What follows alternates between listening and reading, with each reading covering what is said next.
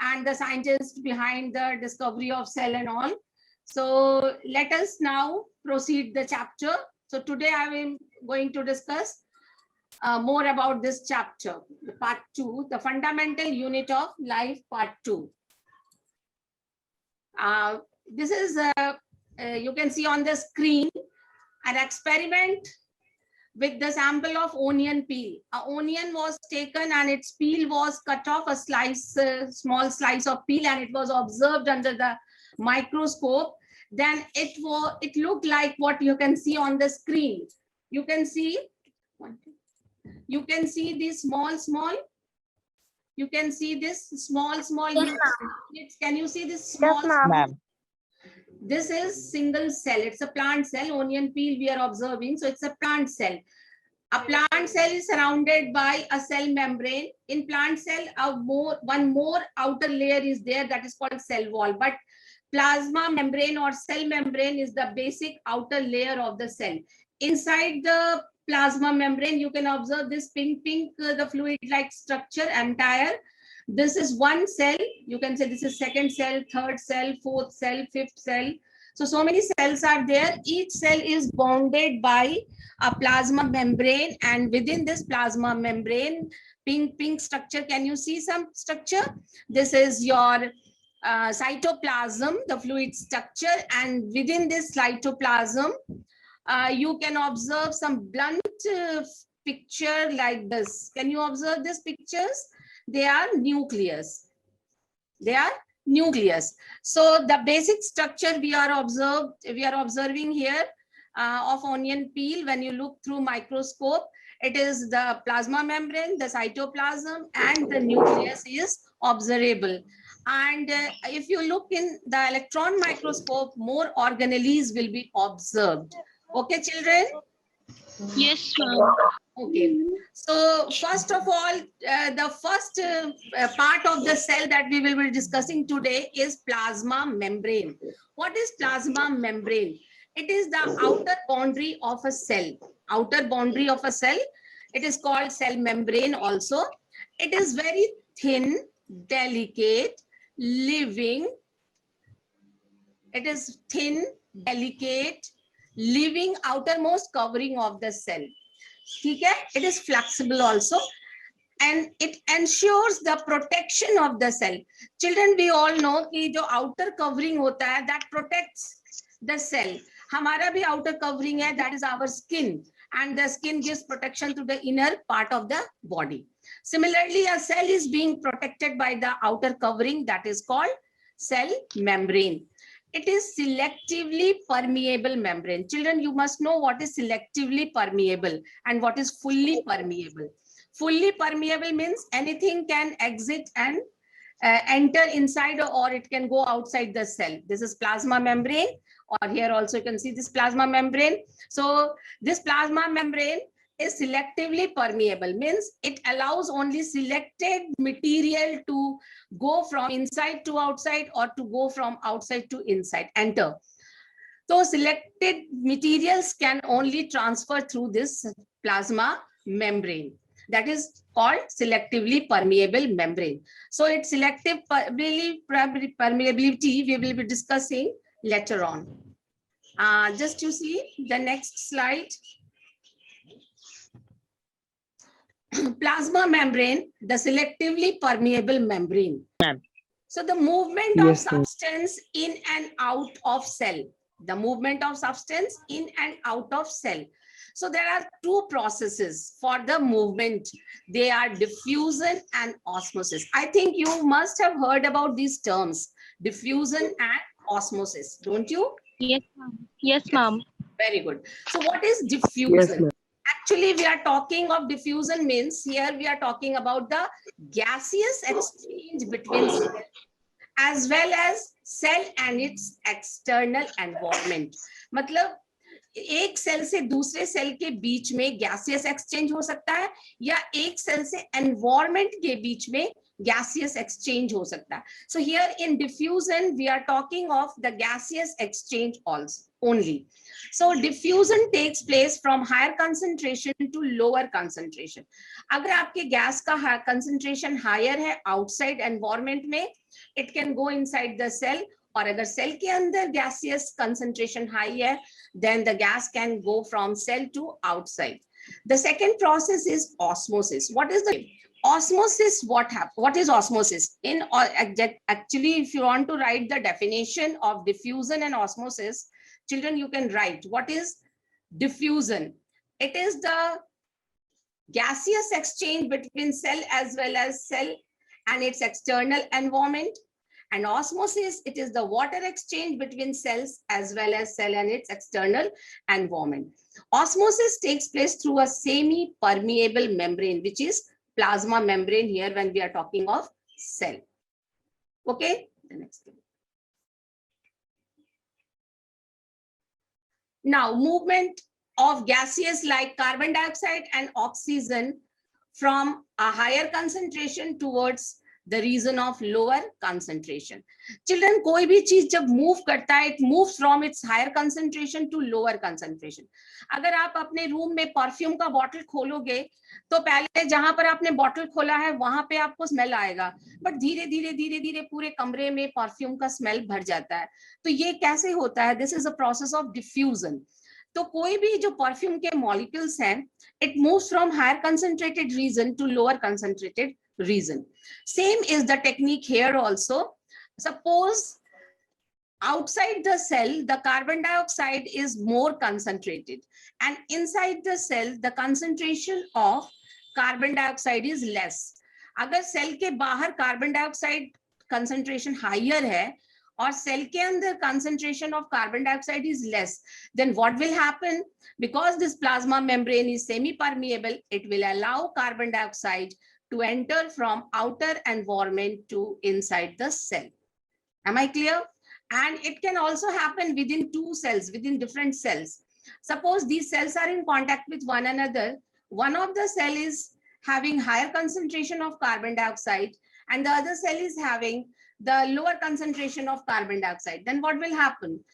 The cell with higher concentration of carbon dioxide, the carbon dioxide gas will move from this cell to this cell. This is how the transfer of gaseous substance takes place. It can be carbon dioxide, it can be oxygen also. And next slide.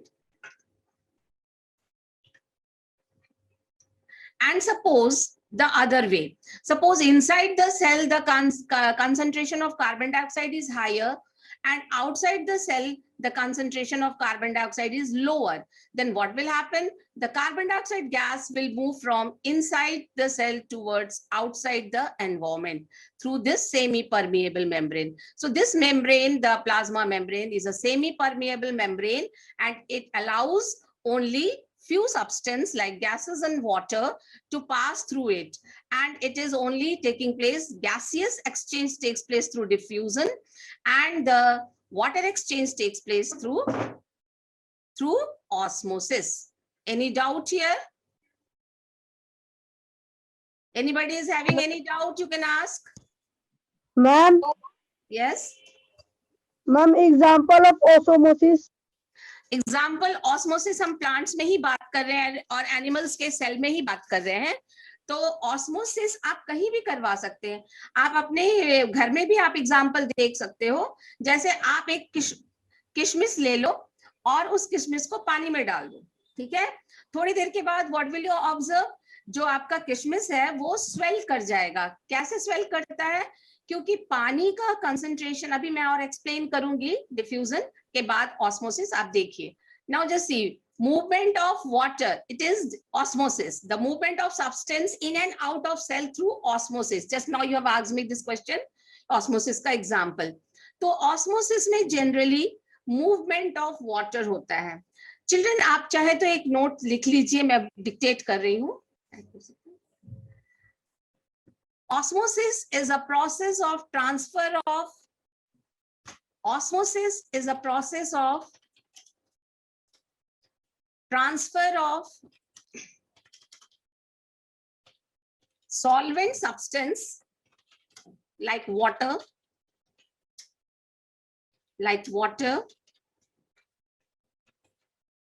Ma'am, transfer of solvent substance. It is on the screen, you can see. Osmosis is a process of transfer of solvent. Solvent means water. We are considered here water through a semi-permeable membrane, through a SPM, semi-permeable membrane. In short, you can write SPM, semi-permeable membrane, from lower concentrated solution. ये बहुत markable है. Lower concentrated solution to higher concentrated solution. हम solution की बात कर रहे हैं. Lower concentrated solution to higher concentrated solution. Can you see on the screen? Osmosis is a process of transfer of solvent substance like water through a semi-permeable membrane from lower concentrated solution to higher concentrated solution.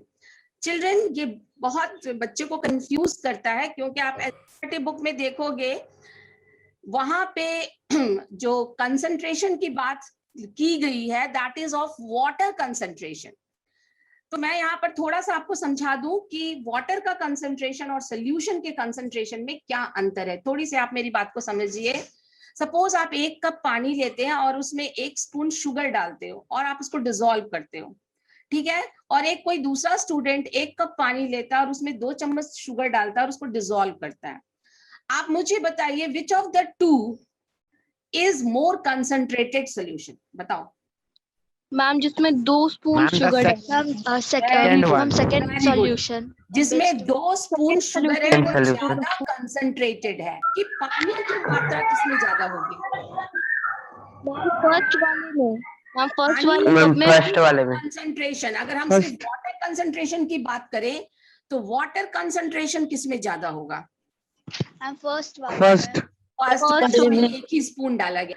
तो ये एक तरह का हम लोग कहते हैं hypotonic and hypertonic solution.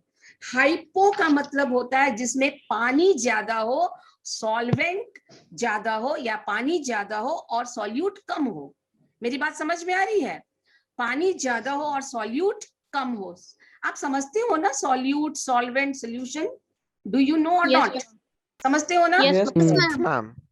और अगर हम कहते हैं हाइपरटोनिक, हाइपर का मतलब होता है ज्यादा कंसंट्रेटेड, यानी कि उसमें सॉल्यूट ज्यादा है. चीनी अगर आपने डिसॉल्व किया तो वो ज्यादा है, तो उसमें पानी कितना होगा? पानी उसमें कम होगा.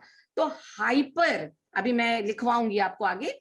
हाइपरटोनिक सोल्यूशन का मतलब होता है जिसमें पानी कम है, और हाइपोटोनिक सोल्यूशन का मतलब होता है जिसमें पानी ज्यादा है. Children, osmosis when we are talking और we are concern only with water molecules.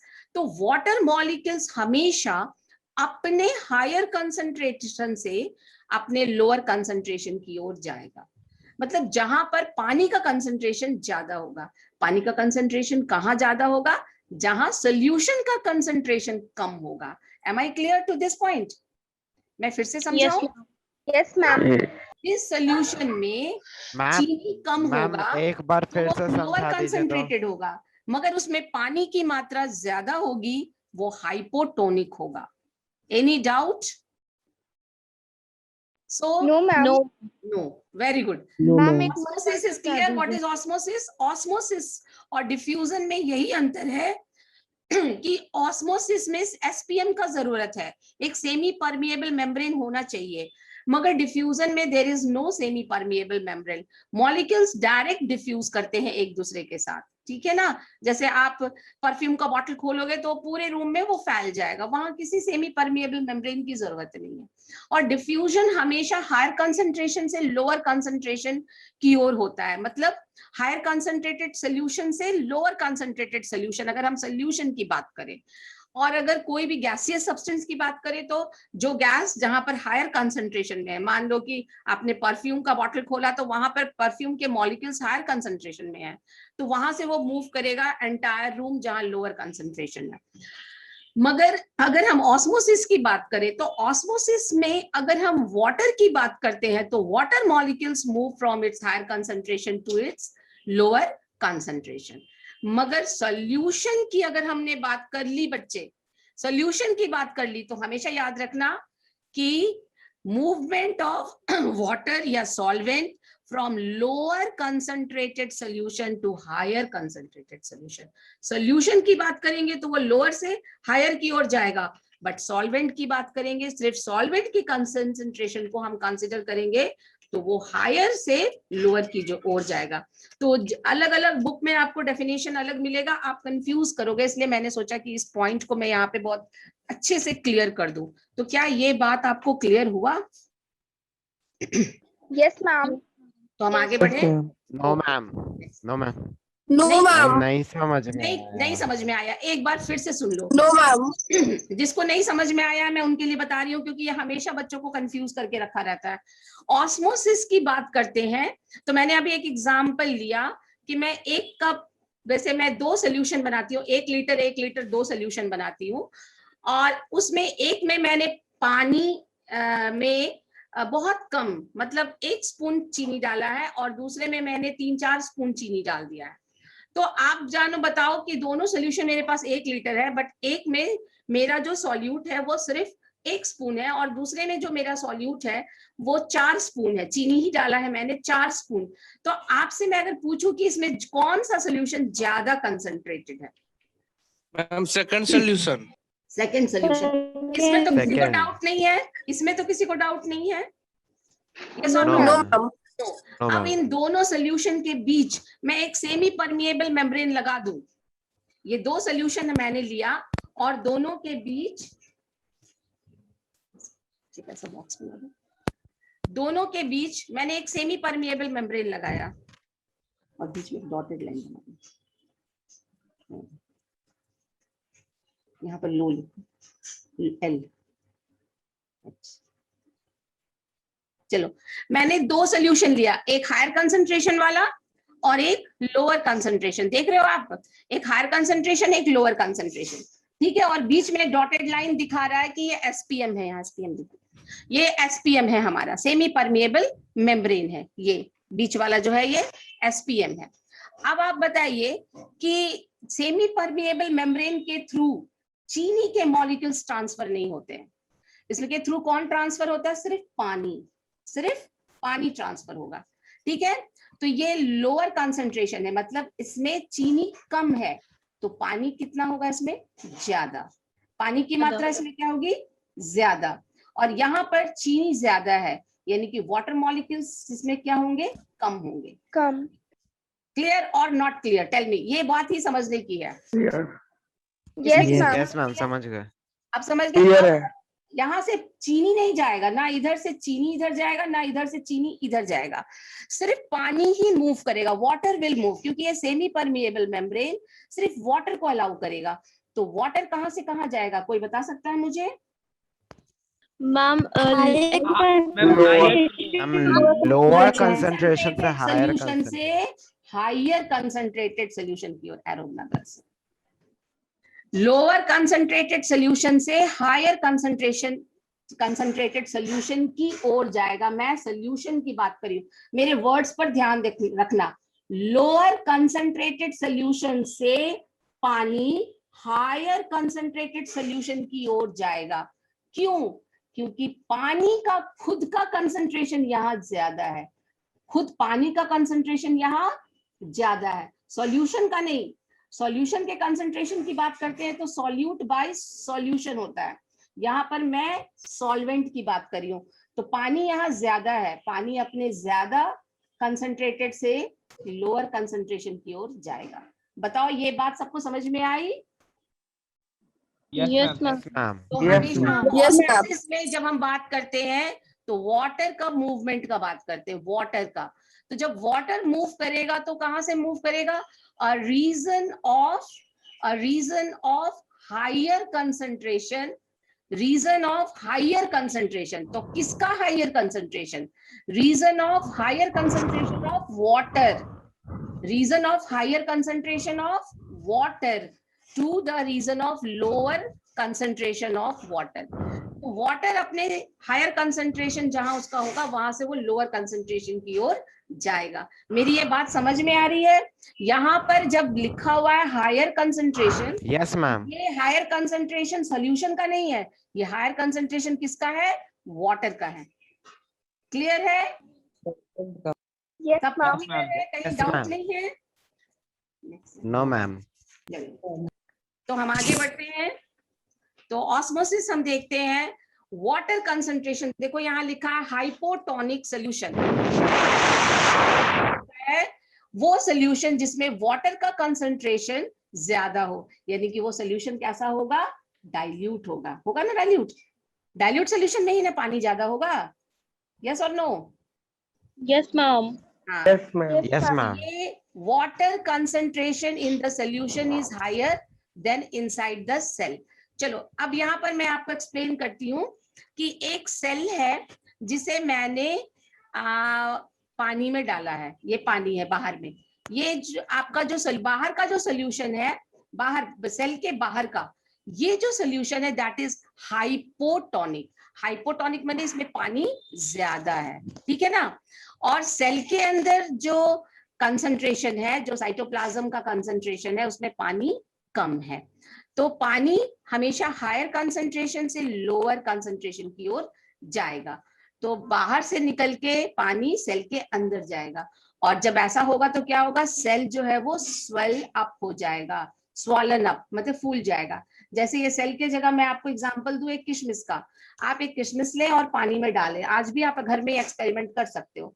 तो 1-2 घंटे के बाद आप देखोगे किशमिश जो है वो स्वेल हो गया, ठीक है, वो स्वेल हो गया। या आप एक ग्रेप ले लें और ग्रेप्स को पानी में डाल दें, तो आप ओवरनाइट छोड़ दीजिएगा तो सुबह में आप देखोगे कि कुछ ग्रेप्स काफी एकदम टाइट हो गए हैं और कुछ ग्रेप्स फट भी जाते हैं, मतलब उनका आउटर मेम्ब्रेन फट भी जाता है, इतना ज्यादा ग्रेप्स के अंदर पानी चला जाएगा तो वो फट भी जाएगा। ये 2 एग्जाम्पल आपने बादाम के साथ भी होता है। बादाम के साथ, चना। मूंगफली के साथ, चना के साथ, हाँ बिल्कुल बिल्कुल बिल्कुल।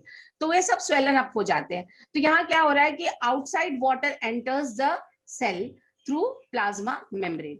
अब इसी की जगह पे vice versa the next example you can take, ये हाइपोटोनिक सोल्यूशन है, मगर आप इसको हाइपरटोनिक सोल्यूशन में डाल दें। What is hypertonic?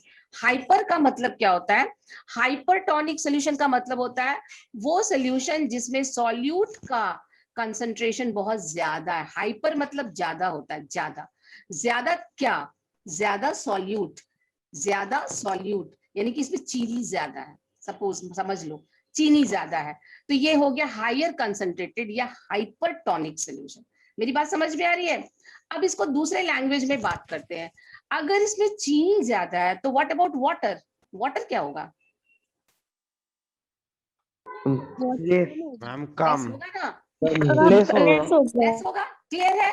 तो water concentration in the solution is lesser. तो ये जो सोल्यूशन है ये हाइपरटोनिक है, मतलब इसमें चीनी की मात्रा बहुत ज्यादा है और पानी बहुत कम है, as compare to the water inside the cell. तो सेल के अंदर पानी ज्यादा है और सेल के बाहर जो सोल्यूशन है वो हाइपरटोनिक है, इसमें पानी कम है। तो व्हाट विल हैपन? सेल के अंदर से पानी निकल के बाहर आ जाएगा। तो सेल के अंदर से अगर पानी निकल के बाहर आएगा, व्हाट विल हैपन? ये श्रिंक कर जाएगा। सेल क्या कर जाएगा? श्रिंक कर जाएगा। Am I clear to this point?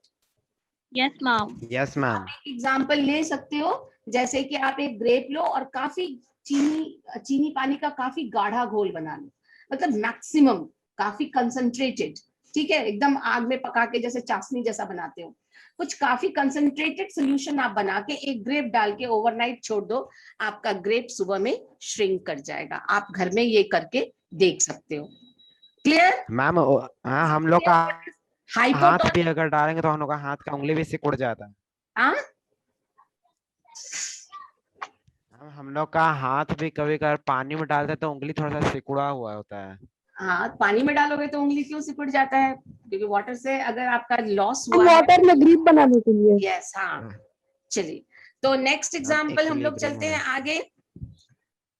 Next example, isotonic. बेटा, what is the meaning of iso? Iso मतलब होता है सेम। एक बार आप ये वर्ड्स का लिटरल मीनिंग समझिए। हाइपो, हाइपो का मतलब होता है लेस, मतलब लेस कंसंट्रेटेड। हाइपर, हाइपर मतलब होता है ज्यादा, ज्यादा कंसंट्रेटेड। और आइसो का मतलब होता है सेम, मतलब दो सोल्यूशन सेम कंसंट्रेशन पे हैं। मेरी बात लिटरल मीनिंग क्लियर है सबको? Yes, ma'am. Yes ma'am. यहाँ पे जब हम सॉल्यूशन की बात कर रहे हैं ना, हाइपोटोनिक सोल्यूशन, मतलब कंसंट्रेशन कम है। तो कंसंट्रेशन किसका? चीनी का, यानी कि सॉल्यूट का। मगर वाटर का कंसंट्रेशन वाइस वर्सा क्या हो जाएगा? ज्यादा। तो हाइपोटोनिक में वाटर का कंसंट्रेशन ज्यादा होता है और हाइपरटोनिक में वाटर का कंसंट्रेशन कम होता है। ये बात एकदम दिमाग में आप बिठा लें। And what is iso? Iso का मतलब होता है सेम, मतलब the solution inside the cell और the solution outside the cell, ये दोनों सॉल्यूशन का कंसंट्रेशन सेम है। जब दोनों का कंसंट्रेशन सेम है तो there will be no movement of water from outside to inside और इनसाइड टू आउटसाइड। क्लियर? कोई मूवमेंट नहीं होगा। आइसोटोनिक सॉल्यूशन में कोई मूवमेंट नहीं होता। Am I clear to this point? Yes ma'am. Yes ma'am. Now the next topic, the plasma membrane का structure. What is the structure of plasma membrane? बेटा, what is plasma membrane? The outer membrane, the cell membrane. ठीक है ना? ये हम लोग इसी के बारे में पढ़ रहे हैं, which is selectively permeable. So plasma membrane is made up of lipids and proteins. सुना है ये term lipids and proteins? Yes, ma'am. Lipids mean fat. Yes ma'am.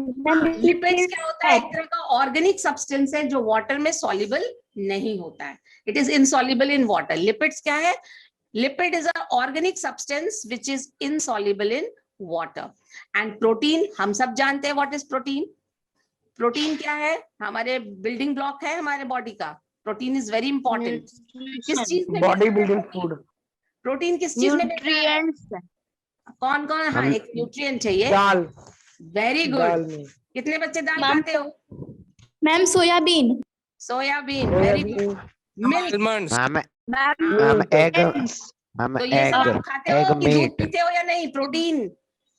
Yes, ma'am. I would like to Yes, share ma'am. with you. Yes, One thing I ma'am. would like to Milk share with you. products. Children, please. Plasma membrane is made up of lipids and proteins. Structure, जो plasma membrane का structure है, that cannot be observed. ऐसे तो आप नहीं देख सकते हो. It can be observed only through electron microscope. और ये लिपिड बाइलेयर स्ट्रक्चर है। बाइलेयर, इसमें दो लेयर लिपिड्स के होते हैं। बाइलेयर मतलब दो लेयर, दो layer, double layer. Lipid bilayer का मतलब होता है डबल लेयर, दो लेयर का स्ट्रक्चर होता है ये। अभी आगे मैं आपको दिखाऊंगी। नेक्स्ट। मैम यस मैम हाँ, मैम लिपिड लिक्विड स्ट्रक्चर है या सॉलिड? नहीं, लिपिड यहाँ पर आपका लिक्विड नहीं है। लिक्विड होगा तो प्लाज्मा मेम्ब्रेन कैसे बनेगा? ठीक है, मैम लिपिड्स को कहते हैं ना। लिपिड एक्चुअली ऑर्गेनिक सब्सटेंस है। देखो, naturally occurring organic substance insoluble in water. ये पानी में डिसॉल्व नहीं होता है तो लिक्विड कैसे है? ठीक है ना? और फंक्शन क्या है इसका? Energy storage. ये हमारे बॉडी में एनर्जी स्टोर करता है। दीदी बेटा तुम्हारा साइंस का नोट्स रजिस्टर बनाए थे, कोई दिक्कत नहीं? क्योंकि हमको थोड़ा Energy लॉन्ग टाइम store रखना है करता ना, है। This is- छोटा छोटा कॉपी जल्दी helps पड़ता है। in storage of Long- energy. Okay, and second function of lipid is cell membrane construction. हमारा जो सेल मेम्ब्रेन है वो लिपिड का ही बना हुआ है। and the third, which is not given in your book, it is help in nanotechnology. Nano technology बहुत बच्चे अभी सुन रहे होंगे आजकल, बड़ा ये पिक पर है ये टर्म, नैनो टेक्नोलॉजी। ठीक है, lipids are of two types. One is non-polar and other is polar. What is ma'am non-polar? Nano technology क्या है? Non-polar is hydrophobic. हाइड्रो मतलब पानी फोबिक मतलब फोबिया, डर, डर। हाइड्रोफोबिक जिसको पानी से डर है। वाटर हेटर, ये पानी को हेट करता है, मतलब पानी से दूर जाता है। एंड दूसरा तरह का लिपिड होता है जो कि पोलर होता है, hydrophilic. Hydro means water, philic means loving, जो वाटर की ओर अट्रैक्ट